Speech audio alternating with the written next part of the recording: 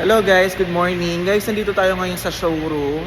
Ayan, guys, ipapakita ko lang sa inyo yung ating expander cross. So, etong nasa likuran natin. Guys, ito yung ating expander cross. Yan. So, automatic, top of the line. Guys, ito yung kanyang para sa 360 camera. So, grabe, napakaganda. Guys, LED headlamps, LED fog lamps, yan. And meron tayong DRL or daytime running light. Yan.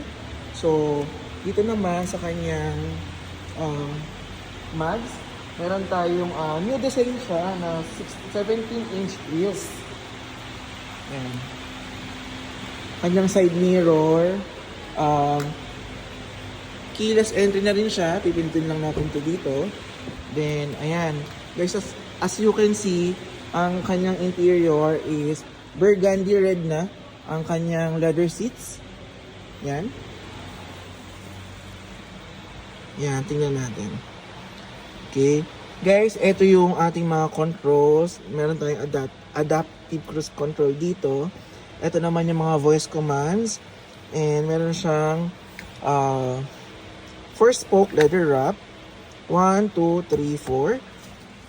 And of course, dito naka-piano type na yung kanyang aircon.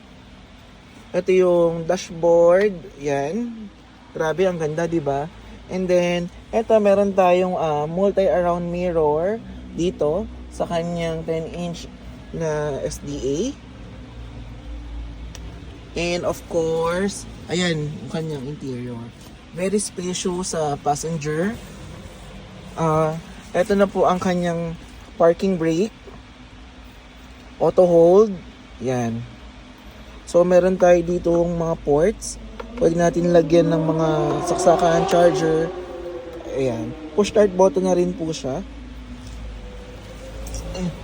Punta tayo sa second row. Sa second row, grabe, napaka laki ng kanyang legroom. So, yan natin. So, ayan.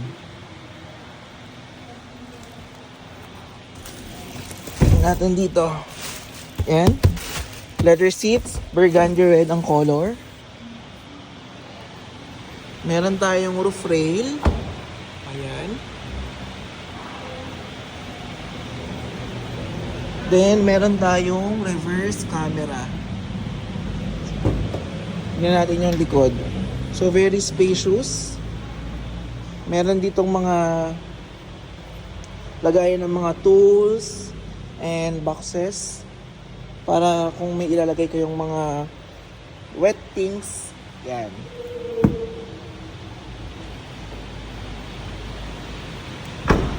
So guys, ayan yung kabuuang review ng ating expander cross for as low as 15,000 down payment. Makukuha na natin itong unit na to. So, ano bang inaantay nyo?